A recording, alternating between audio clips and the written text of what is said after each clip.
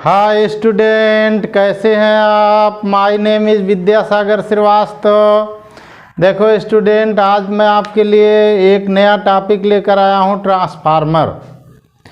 Student, transformer आपके गली में लगे होंगे, सड़कों पर लगे होते हैं, किनारे आपने देखे हैं। ट्रांसफार्मर जो है वो अल्टरनेटिंग करंट में यूज होता है, ठीक है। और क्या काम करता है, वोल्टेज को घटाता या बढ़ाता है, यानी हाई अल्टरनेटिंग वोल्टेज को लो अल्टरनेटिंग वोल्टेज में या लो अल्टरनेटिंग वोल्टेज को हाई अल्टरनेटिंग वोल्टेज में कन्वर्ट करता है, ठीक है। देखो स्टूडेंट, कॉपी कलम लीजिए और नोट करिए। Transformer is a device Transformer is a device based on mutual induction.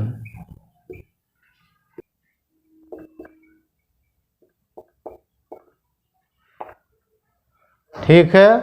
Transformer अन्योन्य प्रेरण पर आधारित एक उपकरण है, ठीक है। हिंदी वाले भी नोट कर लें, इसकी हिंदी इतनी ही है।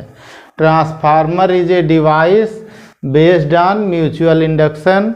ट्रांसफार्मर अन्योन्य प्रेरण पर आधारित एक उपकरण है, ठीक है।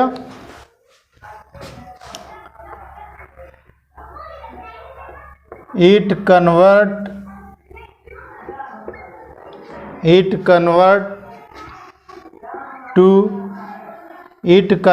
To high alternating voltage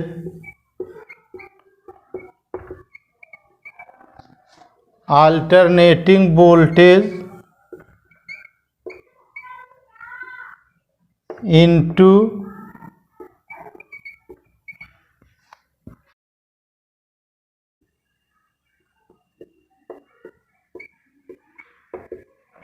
netting voltage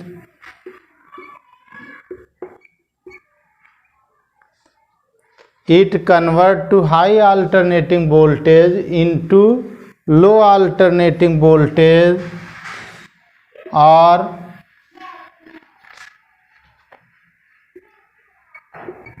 low alternating voltage netting voltage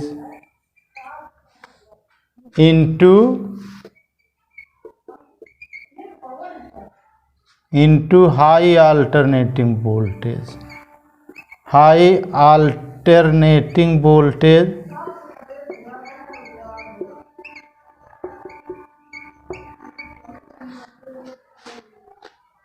at constant frequency of alternating current at constant frequency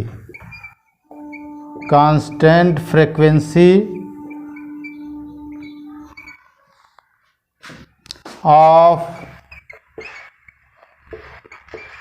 alternating current।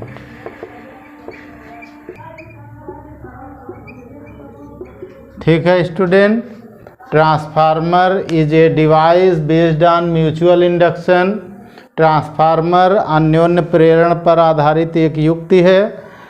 It convert to high alternating voltage into low alternating voltage और low alternating voltage into high alternating voltage at constant frequency of alternating current. ठीक है student, यह प्रत्यावर्ती धारा की नियत आवृत्ति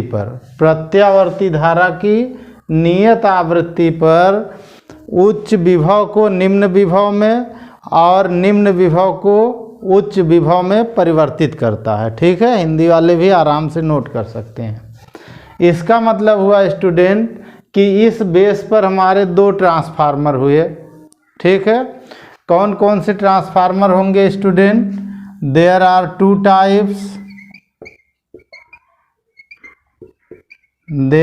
to types of transformer.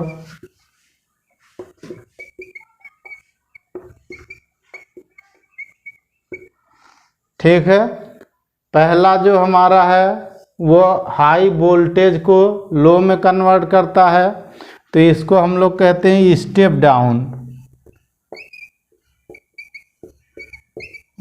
Down transformer.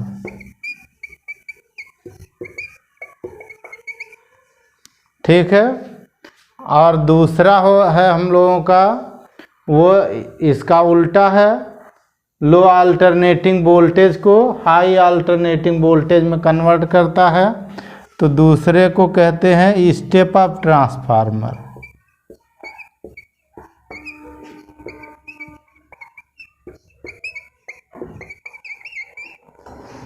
ठीक है, यानी इसको कहते हैं अपचाई ट्रांसफार्मर, हिंदी में अपचाई।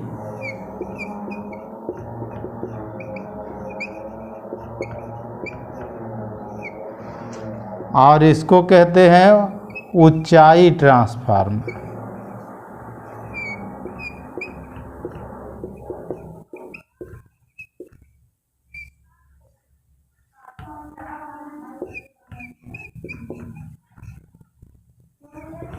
नाम से ही आप इनके बारे में लिख सकते हैं स्टूडेंट कि जो स्टेप डाउन ट्रांसफार्मर होगा उसमें वोल्टेज डाउन होगा, और जो स्टेप अप ट्रांसफार्मर होगा उसमें वोल्टेज अप होगा। Okay student. अब देखो स्टूडेंट, हम लोग देखेंगे कंस्ट्रक्शन ऑफ ट्रांसफार्मर, यानी ट्रांसफार्मर की संरचना देखेंगे।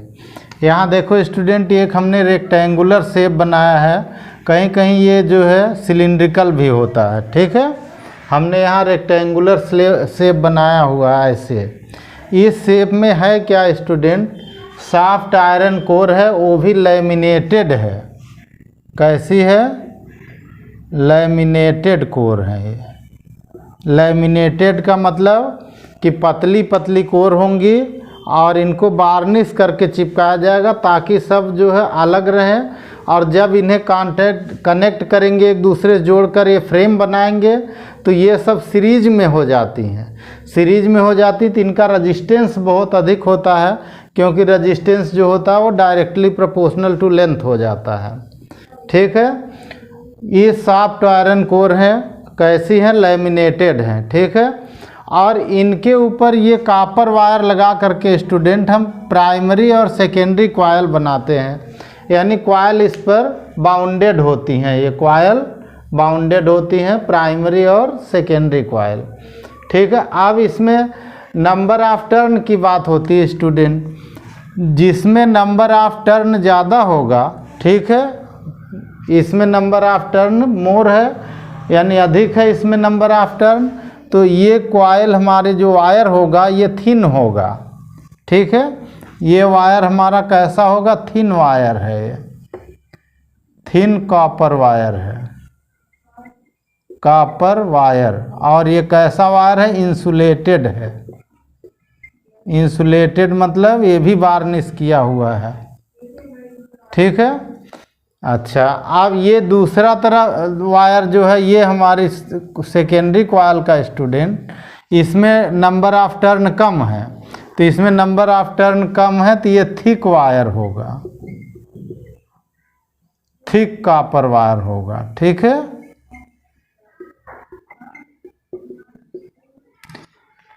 कैसा वायर होगा, थिक कॉपर वायर, मोटा होगा, यानी ये हमारा जो कॉपर वायर इसका है ये थिक होगा। ठीक है, थिक वायर है ये।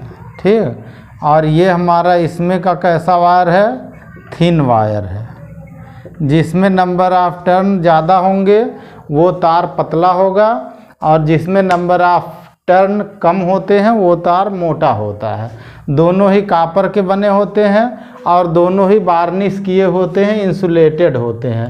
तो ये जो थिन कॉपर वायर हैं सब, ठीक है, और ये इंसुलेटेड हैं। ठीक है,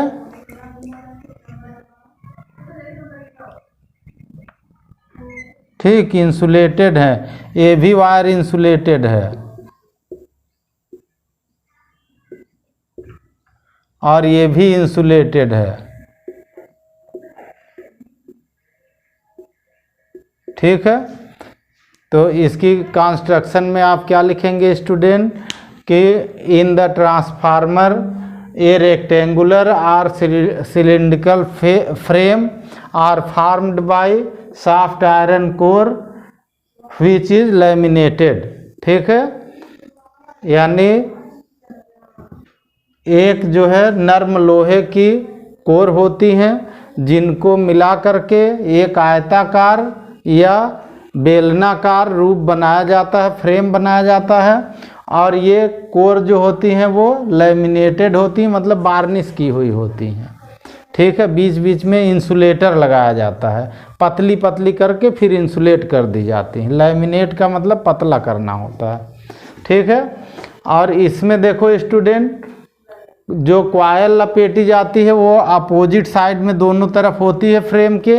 इधर हमने लगाई है कौन सी NP लिखा हमने, मतलब ये प्राइमरी कॉइल हुई, और इसमें ये प्राइमरी है और ये सेकेंडरी कॉइल हुई। ये कॉइल जो होती है स्टूडेंट, ये कॉपर वायर होती है, और ये कॉपर वायर कैसा है, इसमें प्राइमरी में थिन है और इंसुलेटेड है। सेकेंडरी में कॉपर वायर कैसा है, थिक है और ये भी इंसुलेटेड है। ठीक है, वही कंडीशन इधर है स्टूडेंट। इसमें नंबर ऑफ टर्न ज़्यादा होता, वो कॉइल का वायर थिन होता है, और जिसमें नंबर ऑफ टर्न कम होता है वो कॉइल का वायर थिक होता है, मोटा होता है। ठीक है स्टूडेंट, और ये जो ट्रांसफार्मर की संरचना में आप इतना ही दिखाएंगे, पॉइंट वाइज आप इसमें सब चीज़ें लिखेंगे जो यहाँ हमने बताए हैं, वो आप आराम से बता सकते हैं कि। और इसमें देखो ये कौन सा ट्रांसफार्मर हुआ स्टूडेंट, ये हमारा हुआ स्टेप डाउन ट्रांसफार्मर हुआ।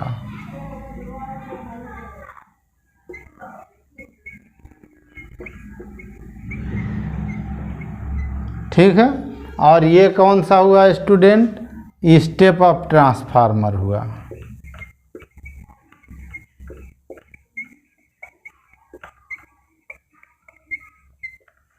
इसको हम लोग कहते हैं अपचाई।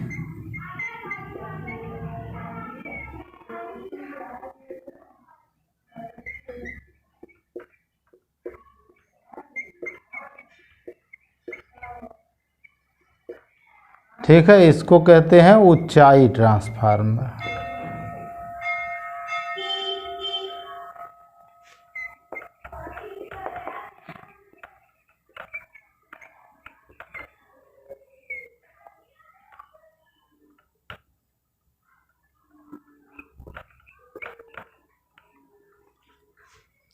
ठीक है स्टूडेंट, तो आप ऐसे लिख सकते हैं कि ट्रांसफार्मर में दोनों कुंडलियों को एक नर्म लोहे की आयताकार या बेलनाकार शेप में लैमिनेटेड कोर के ऊपर लपेटा जाता है। ठीक है, जिसमें करंट फ्लो करते हैं, यानी जिसमें प्रत्यावर्ती धारा आरोपित होती है, उसको हम लोग प्राइमरी कॉइल यानी प्राथमिक कुंडली कहते हैं, और जिसमें हमारा लोड लगा होता है उसको हम लोग द्वितीयक कुंडली कहते हैं। ठीक है स्टूडेंट, अब देखो स्टूडेंट, ये हमारा है इनपुट वोल्टेज और ये है आउटपुट वोल्टेज। ये नंबर ऑफ टर्न है हमारी प्राइमरी कॉइल की, ये नंबर ऑफ टर्न है सेकेंडरी कॉइल की। तो आप देख रहे हैं स्टूडेंट, प्राइमरी कॉइल में टर्न ज़्यादा है, सेकेंडरी में टर्न कम है। ठीक है, तो आप इसको ऐसे डिफाइन कर सकते हैं student, if output voltage is less than input voltage of a transformer then transformer is known as step down transformer. ठीक है, यदि किसी ट्रांसफार्मर से निर्गत वोल्टेज, ठीक है, निवेशी वोल्टेज से कम है, तो ऐसे ट्रांसफार्मर को आप चाई ट्रांसफार्मर कहेंगे। यानी फॉर दिस ट्रांसफार्मर। अब इस ट्रांसफार्मर में क्या होना चाहिए स्टूडेंट, पहला पॉइंट देखिए, हमने क्या बताया, Vp अधिक होना चाहिए, Vs कम होना चाहिए, यानी Vp ग्रेटर देन Vs होना चाहिए। यानी ये हमारा है इनपुट वोल्टेज। ठीक है, इनपुट वोल्टेज, और ये ग्रेटर देन होगा आउटपुट वोल्टेज, आउटपुट वोल्टेज। ठीक है, पहला पॉइंट हमने आपको क्या बताया कि Vp मोर देन Vs होगा, यानी जो हमारा इनपुट वोल्टेज होगा वो आउटपुट वोल्टेज से अधिक होगा। दूसरा हमारा क्या होगा स्टूडेंट, दूसरा हमारा होगा जो इसमें Np है, ठीक है, यानी number of turn in primary coil is more then number of turn in secondary coil, यानी प्राथमिक कुंडली में फेरों की संख्या ज़्यादा होगी, द्वितीयक कुंडली में फेरों की संख्या कम होगी। तीसरा पॉइंट इसमें आएगा स्टूडेंट, ठीक है, वो ये आएगा स्टूडेंट कि जो हमारी करंट होती है आउटपुट में वो अधिक होती है और इनपुट में कम होती है, यानी Ip जो हमारी होगी स्टूडेंट ये लेस होगी, यानी इसमें करंट अधिक होगी। आइडियल ट्रांसफार्मर के लिए पावर कांस्टेंट होता है, ठीक है।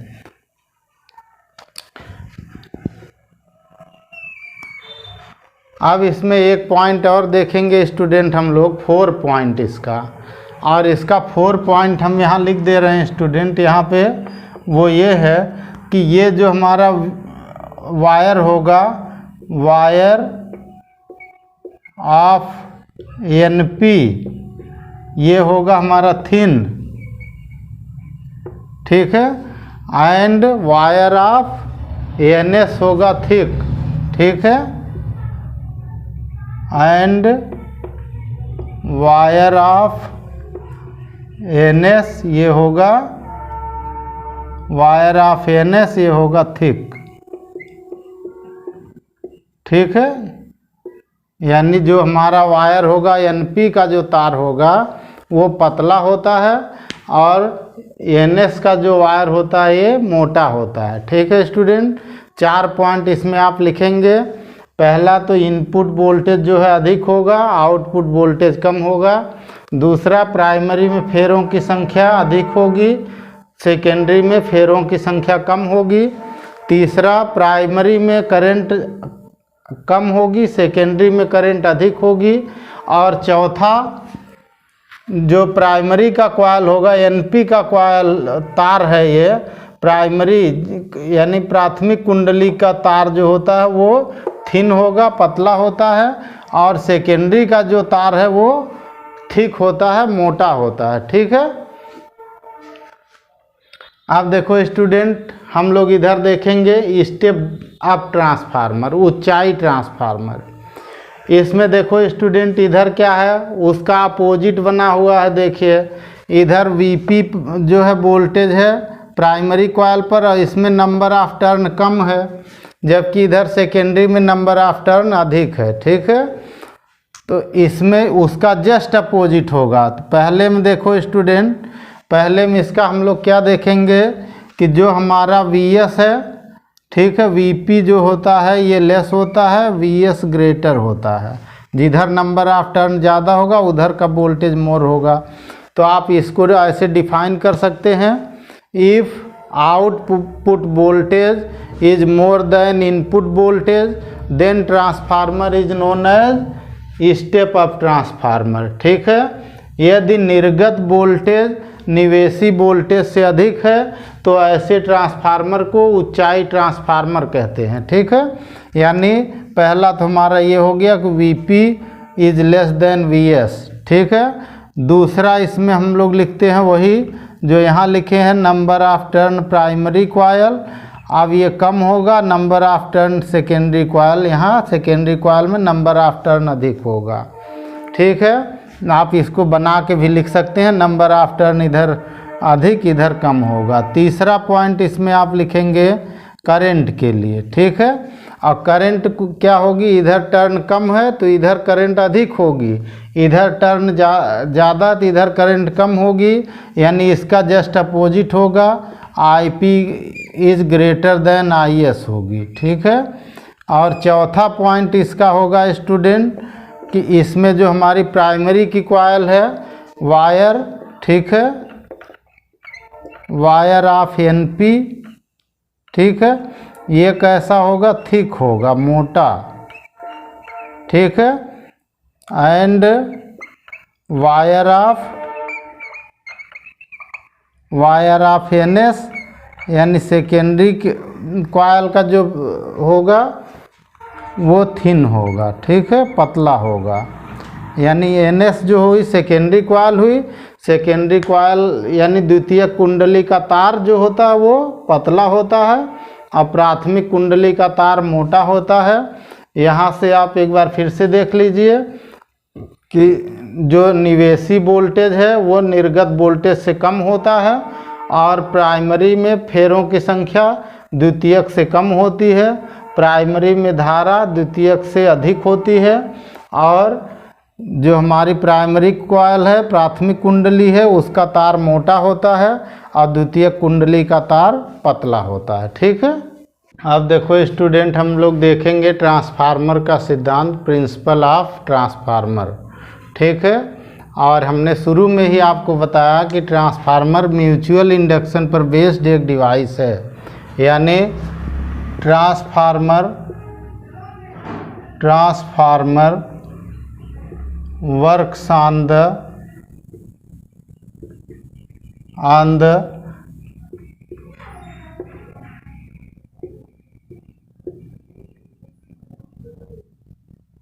Principle of mutual induction,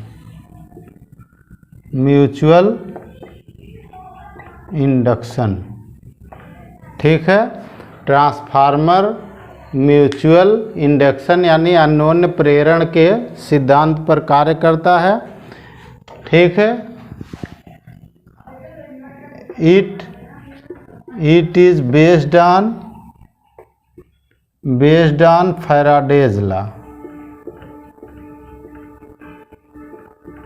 Faraday's law of electromagnetic induction,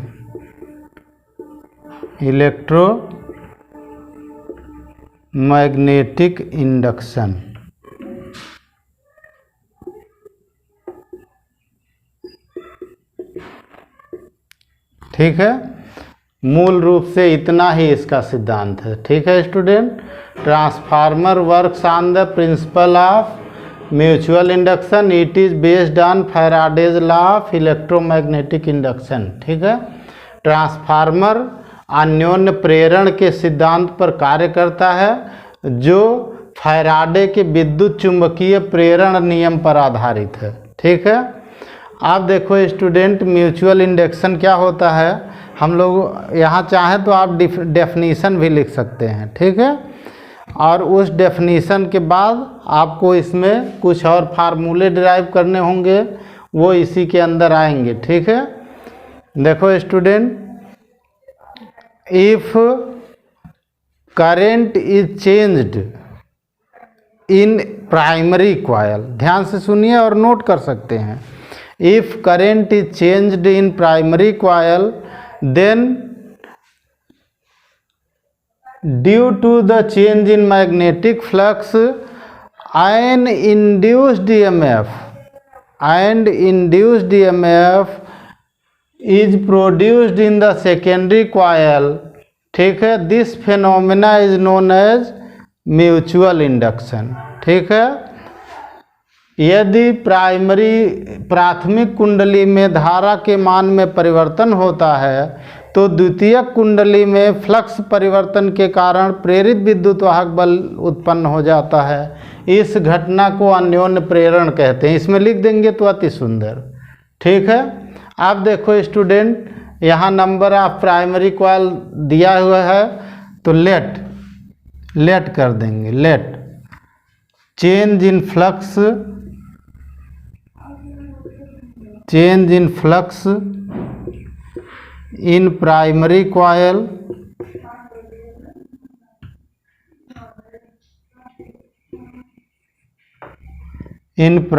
coil is d phi b upon dt, rate of change, let rate of change in primary coil is d phi b upon dt. Then induced EMF,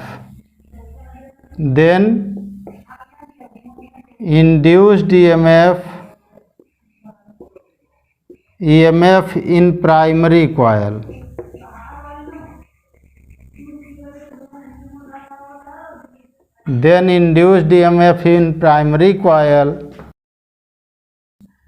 EP is equal to minus NP d phi b upon dt.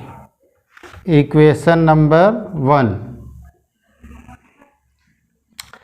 If total magnetic flux reach in secondary coil from primary coil, if total magnetic flux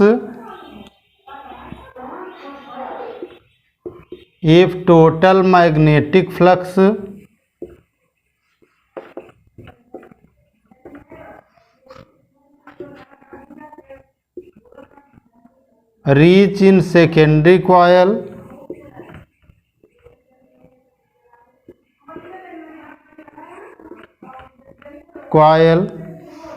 then induced EMF in secondary coil,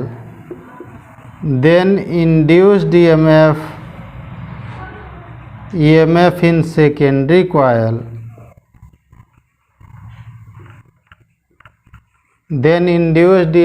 secondary coil, ES is equal to minus NS d phi b upon dt. ये equation number 2 हुआ। हिंदी वाले सुन लें। यदि प्राथमिक कुंडली में flux परिवर्तन की दर d phi बाई dt है तो प्राथमिक कुंडली में उत्पन्न प्रेरित विद्युत वाहक बल EP is equal to minus NP d phi b upon dt। अब यदि if total magnetic flux reach in secondary coil, यदि संपूर्ण मैग्नेटिक फ्लक्स द्वितीयक कुंडली में पहुंचता है, बन कहाँ रहा, प्राथमिक में, यहाँ से द्वितीयक में पहुंचता है, ठीक है, then induced EMF in secondary coil ES is equal to minus NS d phi b upon dt, ठीक है। इक्वेशन 2 डिवाइडेड बाई इक्वेशन 1, ठीक है। 2 को 1 से डिवाइड कर दीजिए स्टूडेंट, तो क्या निकला हमारा, यहाँ पे देखिए, ध्यान से आप देखेंगे तो पता लग जाए क्या निकला। ES upon EP is equal to NS upon NP, ये इक्वेशन 1 हुआ। 3, ये इक्वेशन 3 हुआ, ठीक है student. If transformer is ideal,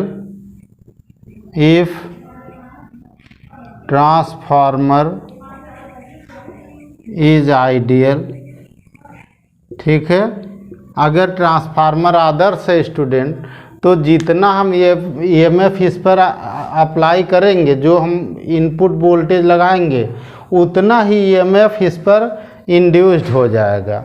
यानी if transformer is ideal then, ठीक है, VS upon VP is equal to ES upon EP is equal to NS upon NP। अगर ट्रांसफार्मर आइडियल है स्टूडेंट, तो जितना हमारा ES इस पर बन रहा है, इंड्यूस्ड EMF ES, उतना ही वोल्टेज सेकेंडरी पर यहाँ VS मिलेगा जो है, ठीक है। और वैसे ही इधर जितना हम अप्लाई कर रहे हैं VP, उतना ही इंड्यूस्ड EMF बनेगा। तो ये दोनों का रेशियो सेम होगा। ये हो गया हमारा इक्वेशन नंबर 4 हो गया, ठीक है। एंड पावर एंड पावर, अगर आइडियल ट्रांसफार्मर है स्टूडेंट तो input power is equal to output power होगी। ठीक है, input power is equal to output power होगी।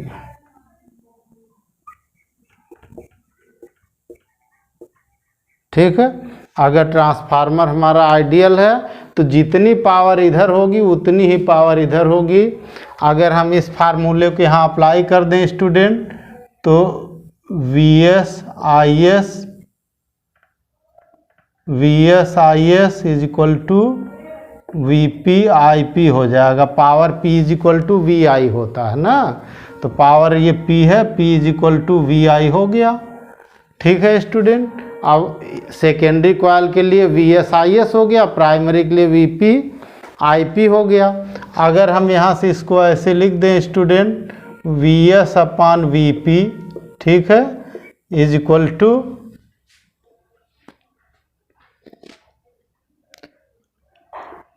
आई पी अपान आई एस हो गया। ये हमारा इक्वेशन, इसको भी इक्वेशन बना लें, 5 कर दें, ये हमारा इक्वेशन 6 हो गया। अब देखो स्टूडेंट, अगर इन दोनों से हम मिला दें तो हमारे फार्मूले में आई पी अपान आई एस इसमें और ऐड हो जाएगा। ठीक है, पर इसको हम लोग अगली लाइन में मिलाएंगे। ठीक है, आगे हम लोग इसमें देखेंगे ट्रांसफॉर्मेशन रेशियो।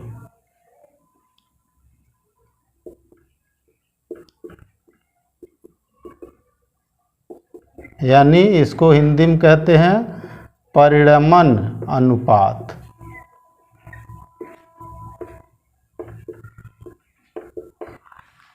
ठीक है स्टूडेंट, इसको ऐसे डिफाइन करते हैं, the ratio of output voltage with respect to input voltage of a transformer is known as transformation ratio. ठीक है, निर्गत वोल्टेज और निवेशी वोल्टेज के अनुपात को ट्रांसफार्मर का परिणमन अनुपात कहते हैं। ठीक है, और इसको R से डिनोट करते हैं, यानी R इज इक्वल टू हमारा हुआ V S upon V P.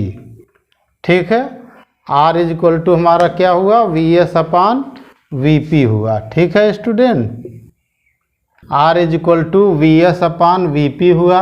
Then from equation 4 and 6, ठीक है, देन फ्रॉम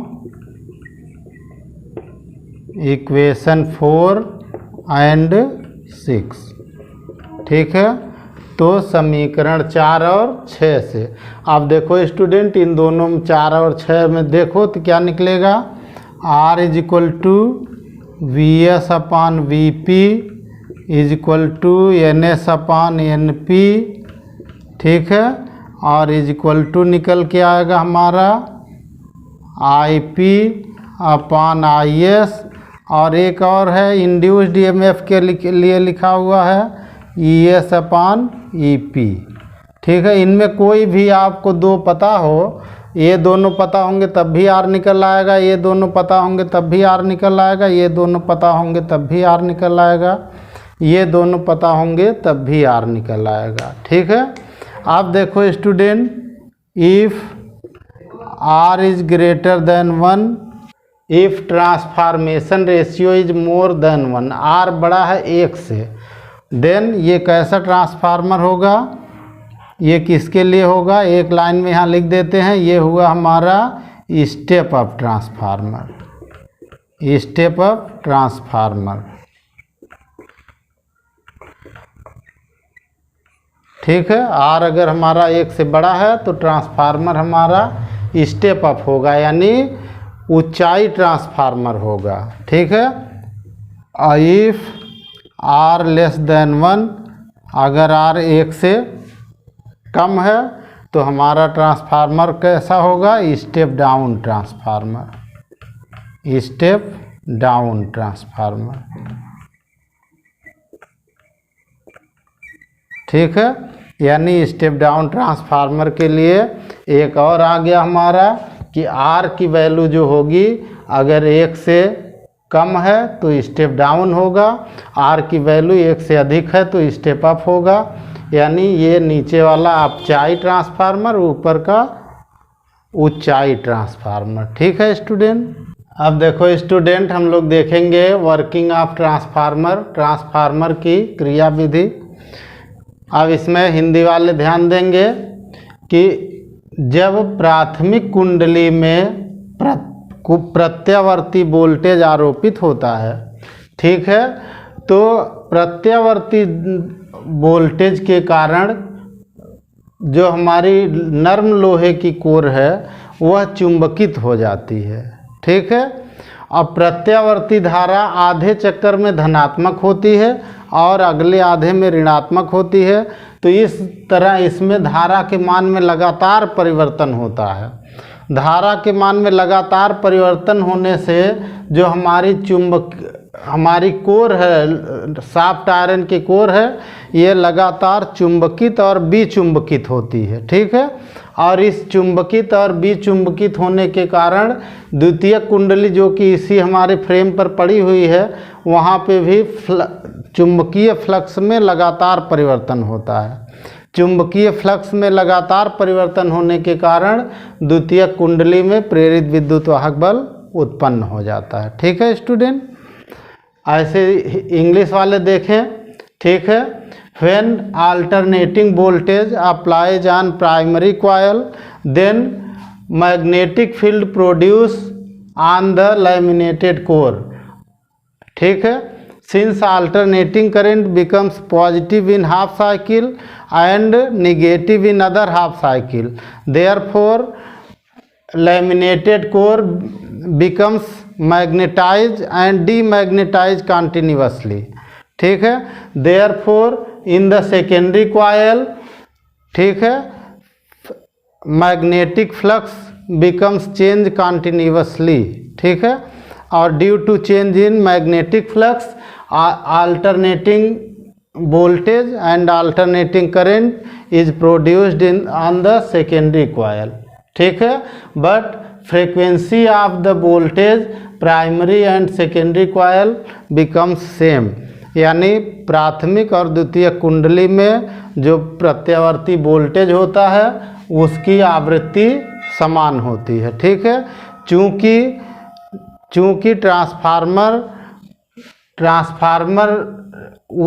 फ्लक्स परिवर्तन पर डिपेंड है, फ्लक्स परिवर्तन के लिए आवृत्ति होना जरूरी है, परिवर्तन होना जरूरी है, इसलिए ट्रांसफार्मर केवल प्रत्यावर्ती धारा पर कार्य करता है। ठीक है। वो दिष्ट धारा में कार्य नहीं करता है। ठीक है। Since magnetic flux is produced due to the change in current is based on frequency, therefore transformer does not work on the direct current. Okay. अब देखो स्टूडेंट, हम लोगों ने पढ़ा ट्रांसफार्मर और आइडियल ट्रांसफार्मर में हमने आपको बताया कि इनपुट पावर और आउटपुट पावर सेम होती है। ठीक है।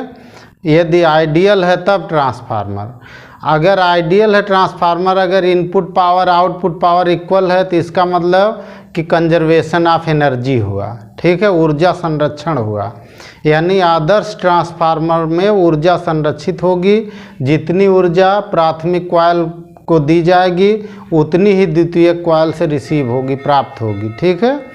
लेकिन व्यवहार में ऐसा नहीं होता है स्टूडेंट। व्यवहार में क्या होता है कि आउटपुट पावर जो होती है वो इनपुट पावर से कुछ कम होती है और इसका मतलब उसकी एनर्जी कहीं न कहीं लॉस होती है जो है। ठीक है। तो अब उस एनर्जी लॉस को हम लोग एक एक करके देखेंगे स्टूडेंट। ठीक है। लॉस ऑफ एनर्जी, तो पहला इसमें हम लोग देखेंगे स्टूडेंट एक एक करके। ठीक है। यानी लॉस ऑफ एनर्जी से पहले जो स्टेटमेंट आप लिखेंगे वो हमने अभी बोला है, और इंग्लिश वाले पहले लिखेंगे फिर हिंदी वाले लिखेंगे। ठीक है। We know that in ideal transformer, note करिए इंग्लिश वाले, we know that in ideal transformer output power is equal to input power, therefore energy is conserve in output coil and input coil. Okay student, दोनों coil में ऊर्जा हमारी संरक्षित है, ठीक है। यानी जितनी ऊर्जा ट्रांसफार्मर को दी गई उतनी ही ऊर्जा ट्रांसफार्मर से ले ली जाएगी, अगर आइडियल होगा तब। लेकिन आप भी जानते हैं कि आइडियल कुछ नहीं है, ठीक है।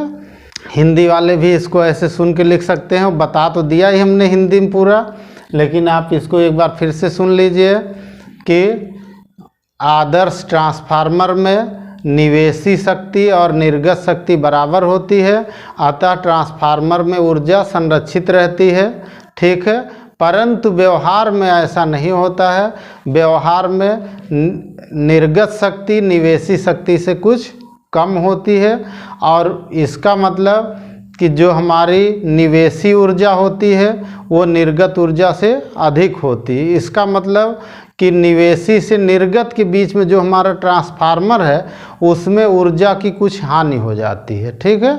यानी ट्रांसफार्मर में जो एनर्जी लॉस होती है उसको हम लोग एक एक करके पढ़ेंगे, और वो इस प्रकार हैं। अब हम लोग इसमें एक एक करके पढ़ेंगे स्टूडेंट। पहला हमारा होता है कॉपर लॉस, इसको ताम्र हानि कहते हैं।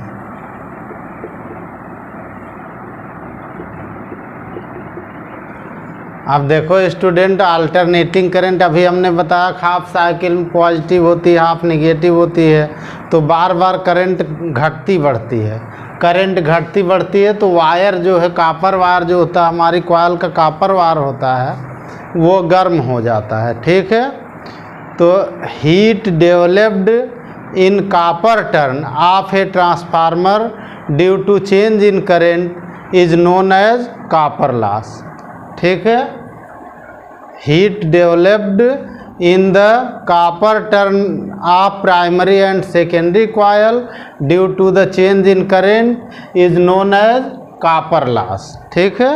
यानी प्राथमिक और द्वितीयक कुंडली में धारा में परिवर्तन, बार बार परिवर्तन होता है ना, तो प्राथमिक और द्वितीयक कुंडली में धारा में परिवर्तन के कारण उत्पन्न ऊष्मा को ताम्र हानि कहते हैं। ध्यान रखिएगा, उत्पन्न ऊष्मा है ये, इसको ताम्र हानि कहते हैं।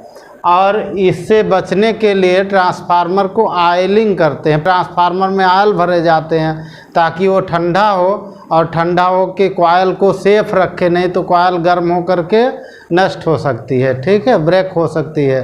For absorption this heat we use to the oil around the coil of transformer, ठीक है। दूसरा होता है eddy current loss.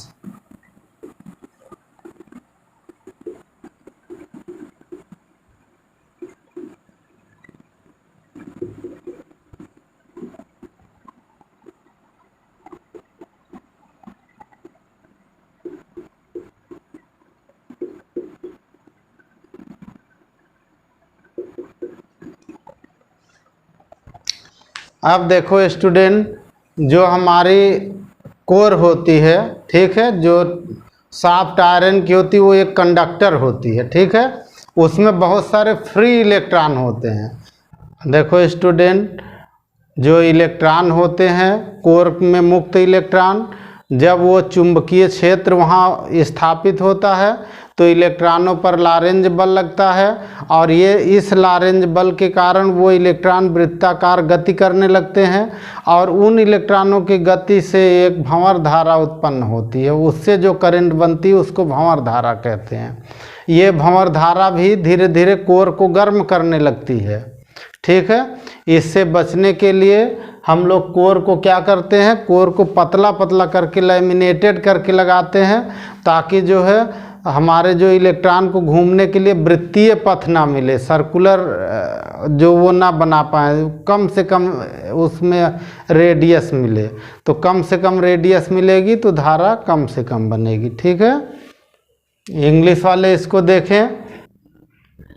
When alternating current applies on primary coil of a transformer, then magnetic field produced on the center of coil. Due to this magnetic field Lagrange force applies on free electron of the laminated core. This electron move on the circular path, make a current. This current is known as ED current. Okay. For minimize the ED current loss, we use laminated soft iron core. Okay. इसको कम करने के लिए हम लोग पटलित, ठीक है, पटलित यानी laminated core का प्रयोग करते हैं, पतला पतला करके उसे लगाते हैं। ठीक है स्टूडेंट। आप देखो स्टूडेंट, हम लोग तीसरा देखेंगे, हिस्टेरिसिस। इसको शैथिल्य हानि कहते हैं हिंदी में।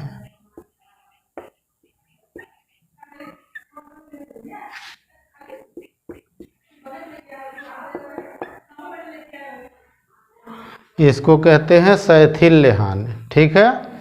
अब देखो स्टूडेंट, शैथिल्य हानि में क्या होता है कि जो हमारी कोर होती है, लैमिनेटेड कोर जिसको हम यूज करते हैं, वो कोर हमारी बार बार मैग्नेटाइज होती है, डीमैग्नेटाइज होती है, फिर मैग्नेटाइज होती है, डीमैग्नेटाइज होती है।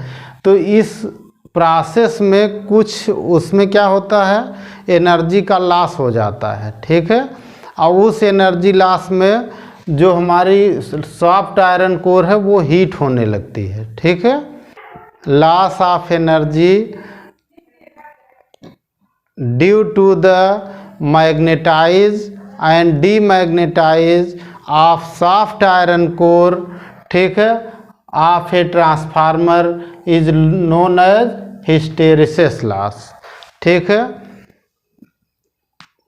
अब इसको मिनिमाइज करने के लिए स्टूडेंट हम लोग ऐसे एलॉय को इसमें सेलेक्ट करते हैं। ठीक है।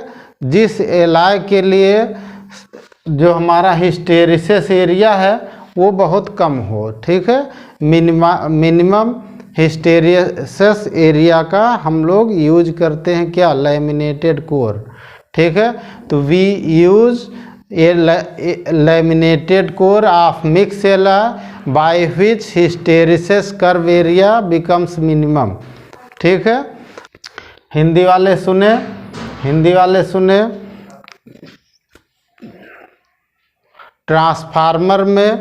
ट्रांसफार्मर में प्रयुक्त कोर बार बार चुंबकित और विचुंबकित होती है, जिसके कारण होने वाली ऊर्जा हानि को शैथिल्य हानि कहते हैं।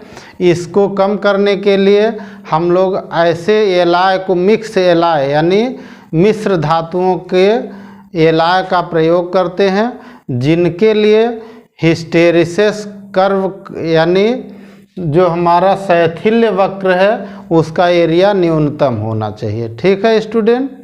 अब हम लोग देखेंगे स्टूडेंट फ्लक्स लॉस यानी फ्लक्स हानि। ठीक है। देखो स्टूडेंट, प्राथमिक कुंडली में उत्पन्न संपूर्ण फ्लक्स कभी भी द्वितीयक कुंडली में नहीं पहुंच पाता है। ठीक है। जबकि हमने आइडियल में आपको बताया था आदर्श ट्रांसफार्मर में कि जितना फ्लक्स प्राइमरी में होता है उतना सेकेंडरी में पहुंच जाता है, लेकिन व्यवहार में ऐसा नहीं होता है। ठीक है। जो हमारा ट्रांसफार्मर होता है, जितना फ्लक्स हमारा सेकेंडरी में इंड्यूस्ड होता है वो प्राइमरी के फ्लक्स से कुछ कम होता है। ठीक है।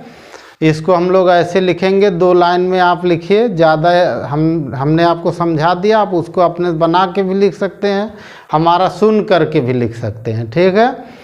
और हिंदी वाले ऐसे लिखेंगे कि चूँकि प्राथमिक कुंडली में उत्पन्न संपूर्ण फ्लक्स द्वितीय कुंडली में नहीं पहुंच पाता, अतः इसमें होने वाली ऊर्जा हानि को फ्लक्स हानि कहते हैं। ठीक है। इंग्लिश वाले लिखेंगे since total flux of primary coil do not reach in secondary coil, then loss of energy in the form of flux, magnetic flux, is known as flux loss. आप देखो स्टूडेंट, जब फ्लक्स लॉस होगा तो इसका मतलब ये होगा कि जो हमारी इनपुट पावर होगी, ठीक है, इनपुट पावर होगी, ठीक है, वो जो होगी अधिक होगी और आउटपुट पावर कम होगी।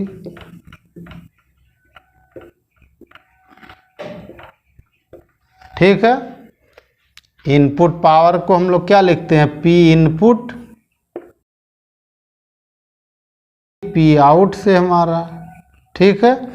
अब पी इनपुट का मतलब हुआ प्राइमरी कॉइल पर, तो प्राइमरी कॉइल पर क्या हो जाएगा, वी पी आई पी होगा, ठीक, और ये वी पी आई पी बड़ा होगा और secondary coil we S I S छोटा होगा।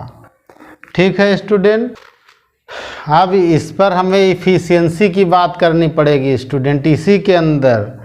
तो इफ़िशियंसी ऑफ ट्रांसफार्मर,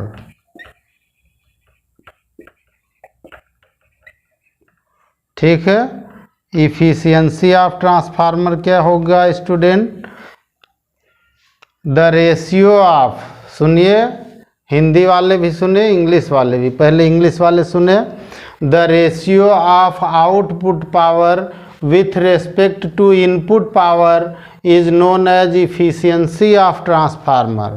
ठीक है, किसी ट्रांसफार्मर की निर्गत शक्ति और निवेशी शक्ति के अनुपात को क्या कहते हैं, ट्रांसफार्मर की दक्षता कहते हैं, इफिशियंसी को दक्षता कहते हैं। यानी ईटा का हमारा फार्मूला हुआ student P out upon P in हुआ, ठीक है, यानी output power upon input power हुआ। इसको हम ऐसे लिख सकते हैं is equal to eta is equal to P out को क्या लिखते हैं V S I S upon इसको क्या लिखते हैं वी पी आई पी। ठीक है, ये ईटा की फार्मूला होता है ईटा का। In the